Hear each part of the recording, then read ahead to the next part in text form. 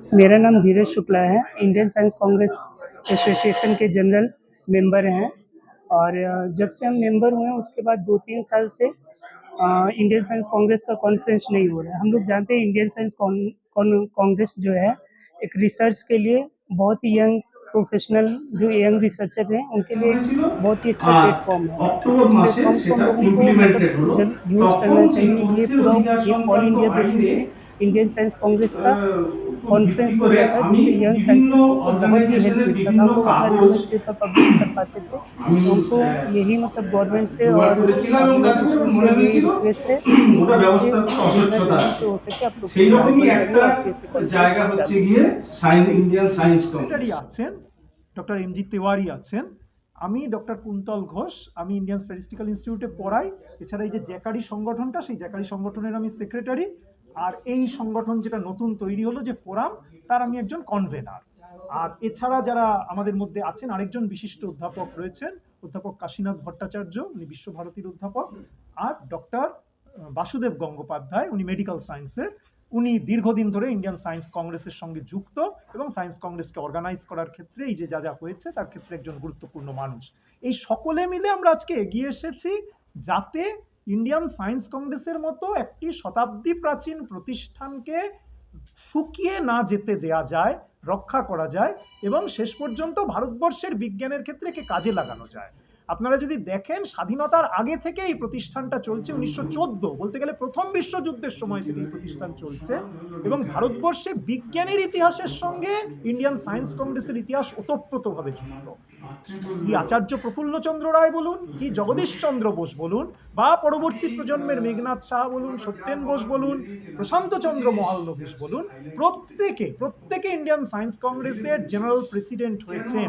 অর্থাৎ এই যে সময় পর্যায়কালটা আমি বললাম, প্রফুল্লচন্দ্র রায় থেকে শুরু করে 1950 সালে প্রশান্ত চন্দ্র মহালনোবিশ যখন স্বাধীনতা এলো তারপরে জেনারেল প্রেসিডেন্ট হলেন এবং তারপরেও অনেক প্রথিতযশা মানুষ, ডিএস কোঠারির মতো মানুষ। আমরা জানি যে কোঠারি কমিশন শিক্ষার ক্ষেত্রে একটা খুবই গুরুত্বপূর্ণ কমিশন হয়েছিল। সেই ডিএস কোঠারি, উনিও পদার্থবিদ্যার মানুষ ছিলেন, দিল্লি ইউনিভার্সিটির ভাইস চ্যান্সেলর ছিলেন। তারা ইন্ডিয়ান সায়েন্স কংগ্রেসকে নেতৃত্ব দিয়েছেন। এমজি কে মেননের মতো রয়্যাল সোসাইটির ফেলো পদার্থবিদ্যায়, তিনি সায়েন্স কংগ্রেসকে 80-র দশকে নেতৃত্ব দিয়েছেন। তো এই এপি মিত্রর মতো মানুষ 90-এর সূচনায় সায়েন্স কংগ্রেসকে নিয়ে এফআরএস সায়েন্স কংগ্রেসকে নেতৃত্ব দিয়েছেন। তো এই আজকে, অথচ আমরা দুর্ভাগ্যের বিষয়, আজকে অধ্যাপক পালের মতো মানুষ এই নেতৃত্ব দিতে পারতেন, কিন্তু সেই সুযোগটা আমাদের সামনে নেই। এই সুযোগটা যাতে তৈরি হয় এবং এই যে ডেডলকের কথা অধ্যাপক সুপ্রতীক চক্রবর্তী একটু আগে বললেন, এটা আইনি ডেডলক। এই আইনি ডেডলক থেকে বার করতে পারেন আমাদের সাংসদরা যদি সংসদে সরব যে না, এটা দেশের একটি গর্বের একটি প্রতিষ্ঠান, 14 নম্বর বীরেশ গুহ স্ট্রিটের এই প্রতিষ্ঠানটি ভারতবর্ষের বিজ্ঞানের উত্থান পতনের সাক্ষ্য বহন করছে, একে আমাদের রক্ষা করতে হবে। এটা যদি পার্লামেন্টারিয়ানদের আমরা বোঝাতে পারি, সম্ভবত একটা পার্লামেন্ট অ্যাক্ট করে আমাদের মনে হয়েছে এই প্রতিষ্ঠান, আজকে যে সোসাইটি স্ট্রাকচার, সেটাকেও রক্ষা করা সম্ভব। আবার গভর্নমেন্টের যে দায়বদ্ধতা, সেই দায়বদ্ধতাকেও সুনিশ্চিত করা সম্ভব, যাতে করে সায়েন্স কংগ্রেস এগিয়ে যেতে পারে এবং সত্যিকারের একটা বিজ্ঞান চর্চা, এবং যে কথাটা ওনারা বারবার বলেছেন, একদিকে কোয়ালিটি মেনটেন করতে হবে, আরেকদিকে ইয়াং অল্প বয়সী বাচ্চা ছেলে মেয়েদের এগিয়ে আসতে দিতে হবে।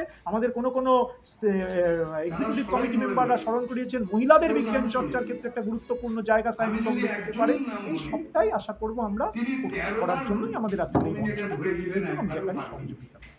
এই হচ্ছে সংক্ষেপে,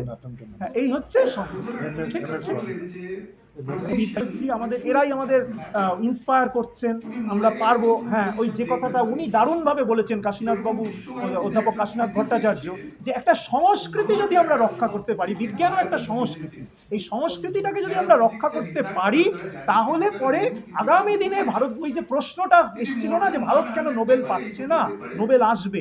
সংস্কৃতিকে যদি এগিয়ে নিয়ে যা যায়, বিজ্ঞানের সংস্কৃতি, সায়েন্টিফিক টেম্পারামেন্ট, ভারতবর্ষ হচ্ছে পৃথিবীর মধ্যে খুব বেশি এরকম দেশ নেই যে সংবিধানের মধ্যে সায়েন্টিফিক টেম্পারামেন্টের কথা লিখেছে।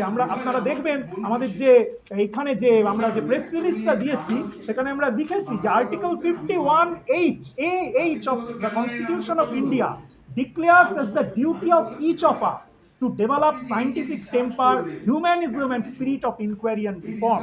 ভারতবর্ষ এরকম একটা দেশ, যদি আমরা এটাকে রক্ষা করতে পারি, আমাদের মনে হয় কেন আমরা নোবেল পাবো না? নিশ্চয়ই আমাদের দেশ থেকেও এই সংস্কৃতিটাকে রক্ষা করলে আগামী দিনে সেই বিজ্ঞানীরা উঠে আসবেন, কিন্তু ওনাকে তো সেই সুযোগটা দিতে হবে।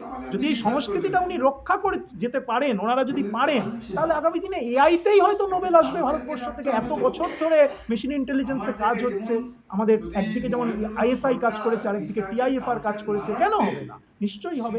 এই আশা নিয়েই আমরা এই প্রতিষ্ঠানটিকে তৈরি করেছি এবং আমরা মনে হয় পারবো ওনাদের সকলের সমর্থন দিতে, সহযোগিতায়।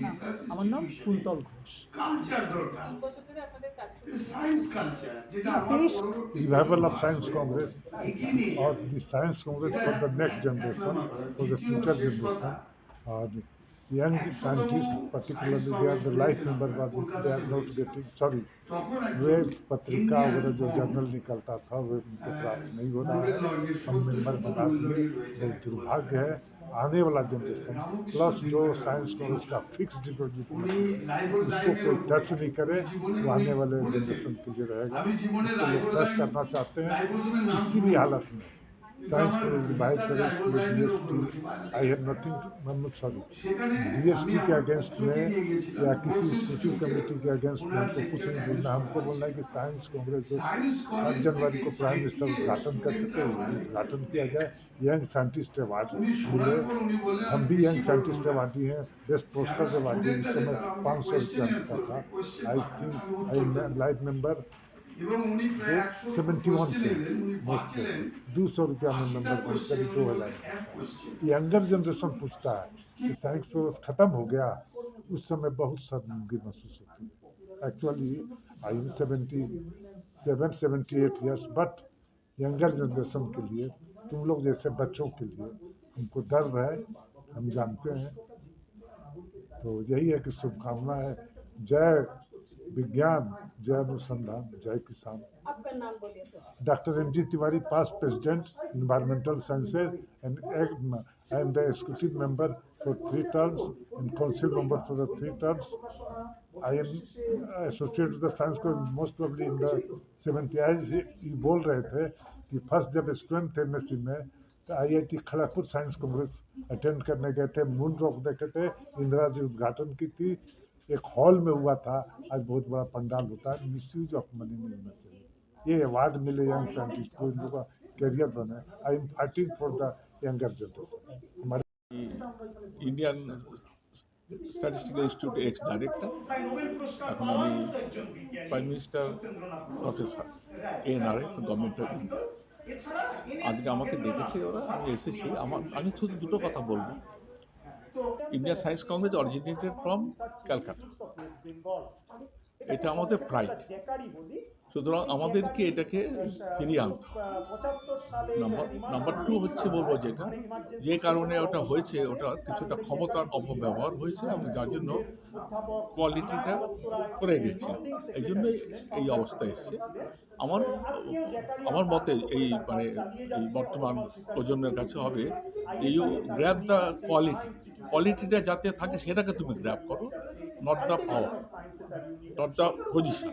এটা যদি কেউ মেনে নেয়, এবং আমাদের ইয়ং জেনারেশন যাদের জন্য নাকি এই ইন্ডিয়ান সায়েন্স কংগ্রেসটা ভীষণভাবে দরকার, আমি মনে করি বাডিং সায়েন্টিস্ট যাদের বলে, তাদের খোলামেলা চিন্তা ভাবনা আছে, সেগুলো ওখানে গিয়ে আলোচনা। সুতরাং সেটাকে রিভাইভ করাটা বিশেষ দরকার আছে।